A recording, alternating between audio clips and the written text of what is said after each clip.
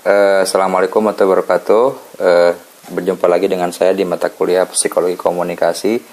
Kali ini kita akan membahas mengenai beberapa teori yang biasa dipakai dalam psikologi komunikasi massa.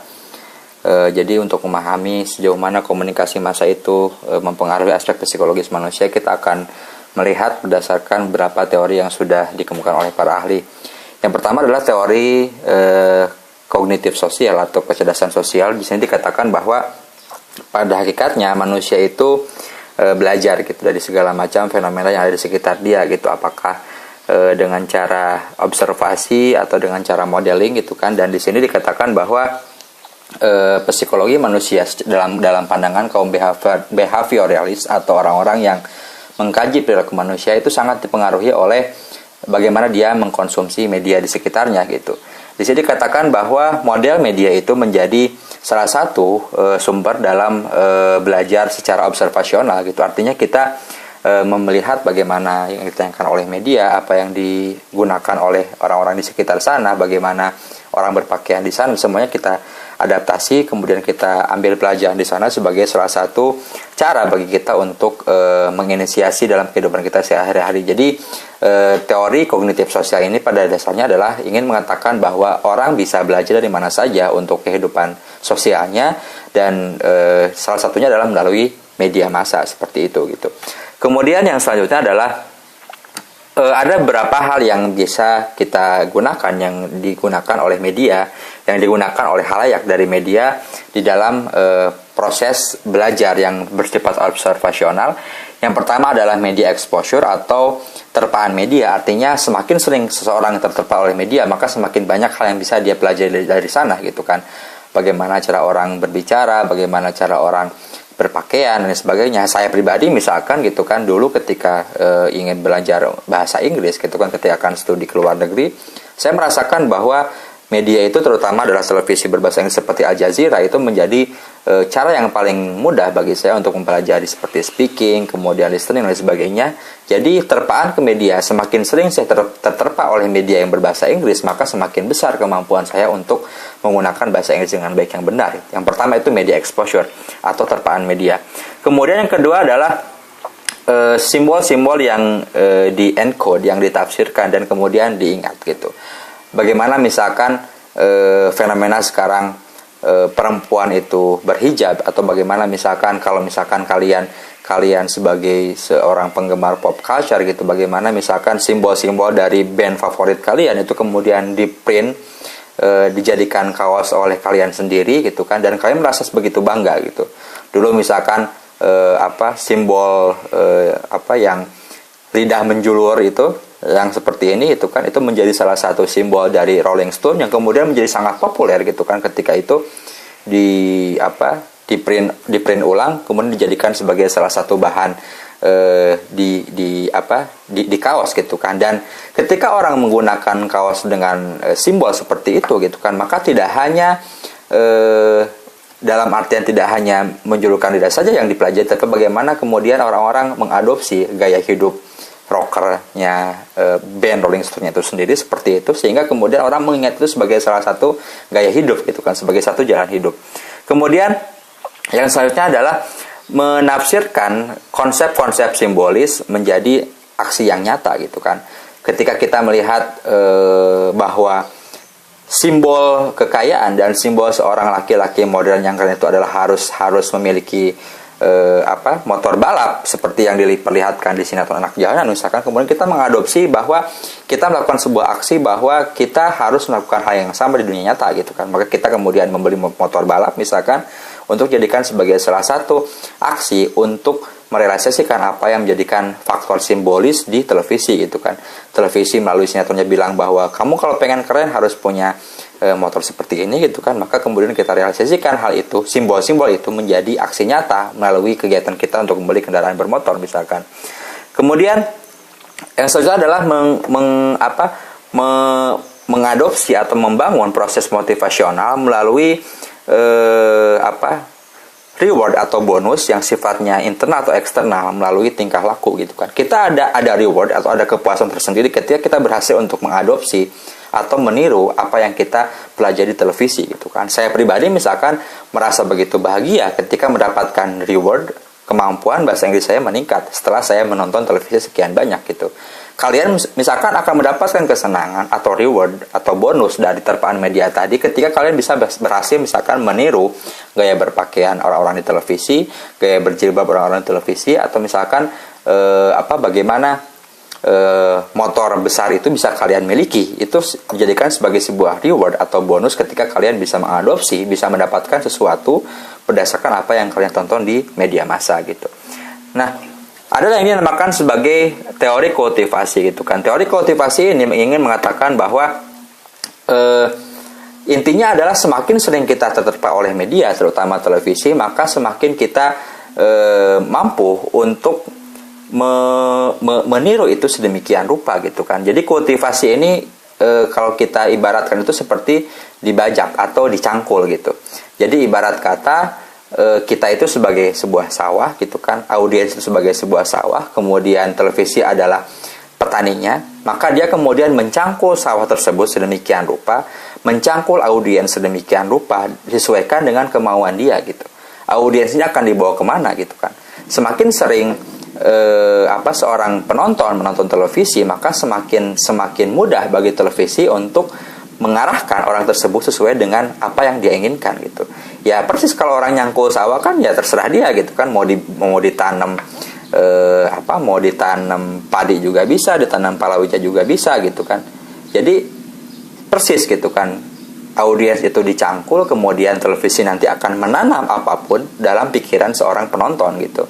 Kalau misalkan audiens itu ingin menjadikan sebagai seorang sosok yang konsumtif, maka berikan iklan sedemikian banyak, iklan sedemikian rupa, tanamkan dia di benak orang bahwa kamu harus membeli ini. Itu kultivasi itu.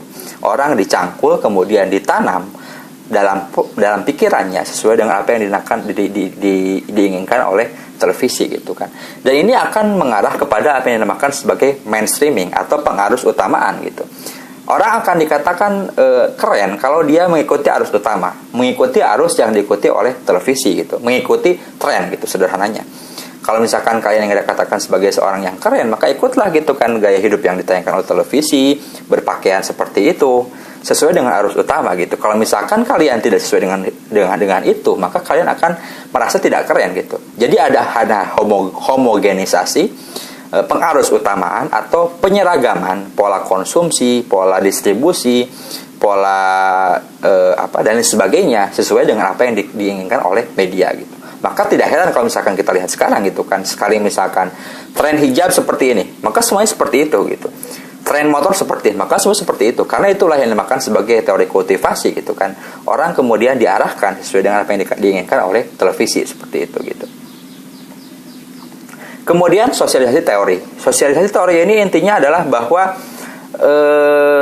televisi itu bisa membantu kita untuk bersosialisasi gitu kan. Terutama dalam hal bagaimana televisi itu menyediakan bahan pembicaraan ketika kita ingin diterima oleh halayak gitu, oleh teman-teman yang lain gitu. Kalau kalian misalkan berkumpul dalam sebuah komunitas gitu kan, kemudian kalian menjadi orang yang kudet, kurang update gitu kan, maka kalian akan kesulitan bersosialisasi. Maka di sini sosialisasi teori ini berkaitan dengan bagaimana televisi dan media yang lainnya itu menyediakan sesuatu yang update, sesuatu yang terbaru yang membuat kalian itu bisa diterima dengan baik oleh teman-teman di sekitar kalian gitu. Kalau kalian nggak nonton televisi, kalian nggak nonton sinetron, kalian nggak baca koran, kalian nggak baca apapun di media, itu akan sangat mungkin orang akan menganggap Anda sebagai orang yang kudet, kurang update gitu kan, sehingga akan ada kesulitan bagi kalian untuk bersosialisasi dengan orang-orang di sekitar kalian seperti itu. Kemudian yang selanjutnya ada yang dinamakan sebagai uses and gratification theory. Jadi uses and gratification theory ini intinya adalah bahwa ada proses penggunaan dan ada proses gratifikasi atau sesuatu yang diinginkan oleh halayak dari situ gitu. Kalau yang tadi kan kita lihat halayak itu seolah-olah sebagai sesosok yang pasif gitu. Nah, kalau dalam sini ini kebalikannya gitu, bahwa halayak itu memiliki pilihannya tersendiri, dan dalam setiap penggunaan media yang dia lakukan maka ada gratifikasi atau ada keuntungan yang bisa diperoleh oleh halayak dari konsumsi media yang dia lakukan gitu. Contohnya misalkan kalau misalkan kalian ingin membeli baju baru gitu kan, maka kalian akan menggunakan Instagram. Ada uses di situ, ada penggunaan di situ, dan dari situ kalian bisa men-search sekian banyak model baju terbaru, online shopping dan sebagainya. Kemudian kalian bisa memesan di situ. Maka di situ kalian mendapatkan gratifikasi atau keuntungan berupa mendapatkan model pakaian terbaru dan memesan di sana seperti itu. Jadi dalam setiap penggunaan media itu ada, dalam setiap uses penggunaan media itu ada gratifikasi atau ada keuntungan yang diperoleh oleh halayak dari penggunaan media yang dilakukan. Kemudian yang terakhir adalah agenda setting. Agenda setting ini ingin mengatakan bahwa media massa itu bisa mengarahkan seseorang kepada sebuah agenda tertentu yang nanti akan menjadikan sebuah kebijakan gitu. Jadi intinya adalah kalau misalkan ini yang paling terasa itu ketika kita berkaitan dengan pemerintahan gitu kan, misalkan kenaikan harga BBM gitu kan, misalkan media itu menjadi salah satu corong yang mengatakan bahwa kenaikan harga BBM ini harus dihadang gitu kan, maka dia akan terus-menerus menayangkan berita mengenai bagaimana kerugian dari kenaikan harga BBM gitu. Nanti di situ kan akan tergiring opini publik gitu. Oh, bahwa ternyata kenaikan harga BBM ini merugikan kita gitu. Di situ kemudian nanti akan ada tekanan dari publik berupa demonstrasi, kemudian dan sebagainya, tekanan seperti itu, kemudian nanti akan didengarkan oleh pemerintah, maka nanti akan dibentuk sebuah policy atau kebijakan yang itu intinya awalnya itu berawal dari media agenda gitu. Jadi media itu akan mengiring publik kepada sebuah agenda tertentu, kemudian nanti publik akan menekan pemegang kebijakan, dan nanti pemegang kebijakan akan membuat sebuah policy yang bisa sesuai dengan agenda yang dibentuk oleh media dan juga masyarakat seperti itu. Seperti kenaikan harga BBM, atau misalkan bagaimana dalam konteks sekarang Surya Paloh itu dijadikan sebagai agenda setting oleh Metro TV supaya orang-orang memilih Nasdem dan sebagainya sebagai alat politik dia seperti itu gitu. Nah, kemudian yang selanjutnya ada yang dinamakan sebagai, sebentar ya, teori skema gitu, bahwa seseorang ketika dia menonton televisi, ketika menonton apapun, itu dipengaruhi oleh skema yang sudah terbentuk dalam dirinya sendiri, terutama berkaitan dengan kebudayaan gitu. Kita misalkan ketika sebagai orang Timur gitu kan, dengan identitas kita sebagai seorang Muslim dan sebagainya, ketika misalkan menonton film Hollywood dengan pakaian yang terbuka gitu kan, dengan adegan ciuman dan percintaan yang sedemikian vulgarnya gitu kan, maka otomatis skema dalam diri kita akan mengatakan kok menjijikan sekali gitu. Jadi meskipun media itu menayangkan hal dengan sangat bebas, pada kenyataannya audiens itu punya sedikit skema, punya sedikit saringan yang membuat dia merasa risih atau tidak, menerima atau tidak sesuatu yang ditayangkan oleh media gitu, seperti itu. Jadi kebenaran yang dimiliki oleh seorang audiens itu akan sangat mempengaruhi penerimaan dia terhadap sebuah tayangan atau sesuatu yang dimuat oleh media gitu. Kalau misalkan itu sesuai dengan nilai-nilai yang dia anut, maka dia akan mengadopsinya gitu. Dalam kasus hijab misalkan, kenapa sekarang hijab itu bisa menjadi sesuatu yang sangat in gitu dalam konteks komodifikasi media, karena itu sesuai dengan konteks kita sebagai orang-orang Timur, sebagai orang Muslim, sebagai perempuan-perempuan yang berhijab gitu. Kalau misalkan tayangan hijab tersebut itu ditayangkan di Barat, itu mungkin akan berbeda lagi penerimaannya gitu. Atau mungkin jualan bikini di Indonesia gitu kan melalui media, itu akan berbeda karena ada skema yang terbentuk dalam diri audiens, dan itu umumnya spesifik berdasarkan dengan culture, dengan kebudayaan yang dianut oleh seseorang gitu.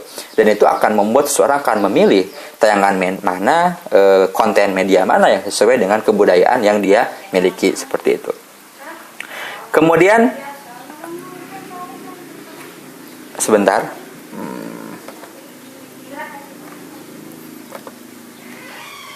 Yang terakhir adalah model kapasitas terbatas. Artinya adalah bahwa meskipun media itu menayangkan tayangan yang begitu banyak, televisi punya berita yang begitu banyak, kemudian internet juga menayangkan banyak hal, memuat banyak hal di sana, tapi pada kenyataannya manusia itu tidak akan mampu menangkap semuanya 100% gitu. Karena ada kapasitas yang terbatas dalam otak manusia. Sehingga karena kapasitas terbatas tersebut, maka otomatis manusia akan memilih mana yang dia inginkan, mana yang dia cerna seperti itu, mana yang dia mau gitu, seperti itu. Ini sangat terasa sekali misalkan ketika kalian browsing di internet gitu kan. Tidak semua hal yang datang di internet itu tuh akan kalian baca sampai tuntas gitu kan. Sering sekali misalkan artikel itu baru berapa halaman seperti itu, belum selesai, kemudian kalian skip, kalian sudah pindah ke artikel yang lain gitu. Seperti itu. Terus seperti itu. Karena kapasitas manusia yang sangat terbatas tadi gitu kan, kemampuan manusia untuk mencerna berita yang sangat terbatas, maka otomatis dia juga akan memilih media mana yang dia inginkan sesuai dengan kapasitas yang dia miliki tadi, seperti itu. Jadi ini beberapa teori yang berkaitan dengan psikologi komunikasi massa, seperti itu. Terima kasih atas perhatiannya. Mohon maaf atas kekurangan. Assalamualaikum warahmatullahi wabarakatuh.